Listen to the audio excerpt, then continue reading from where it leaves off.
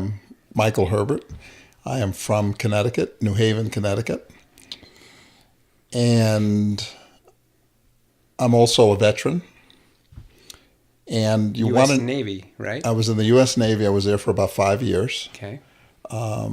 And got out after 5 years. Honorable discharge. Nice. Thank you. And eventually I got into the field of addiction. And how I got there was through my own recovery. I had found myself using drugs more than normal, getting myself into trouble emotionally, spiritually, financially. I didn't really have much because everything I had went to drugs. It really got to a place where, and this is how crazy it was, that what do I need a bed for? What do I need a TV for? What do I need new clothes? I don't need anything. I just need to get more crack. Right. And I lived that way for a while. It was so crazy that I realized I had a problem, and I had what I would consider back then a good job at the post office. This was back in the 80s.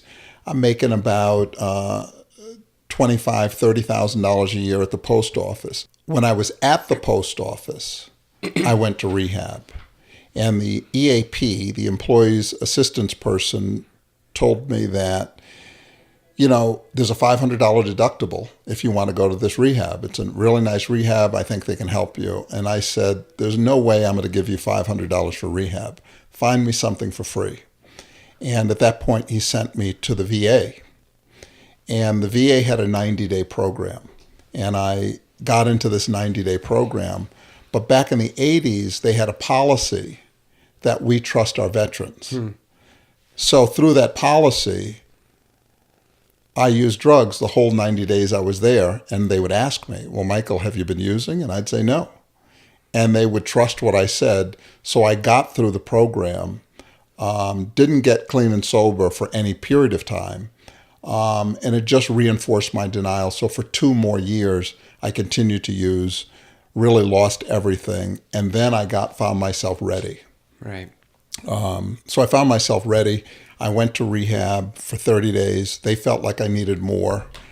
I was insulted that they felt like I needed more because I thought I really got it and I was really excited about it. So they sent me to what they call as a therapeutic community, which was in Connecticut. It was probably the last one in Connecticut, which was a nightmare.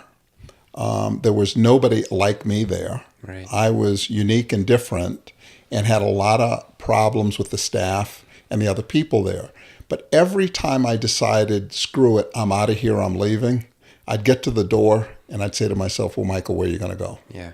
And there really was nowhere else to go. So I'd march myself back in, do what they tell me to do. And when I think about that program now, I say to myself, that program didn't offer me anything but what I needed. And what I needed was humility. Yeah. And I had no humility back then. And that place really did help me with humility, helped me to settle down, gave me an opportunity to look at myself and look at my attitudes. And from there, I moved on.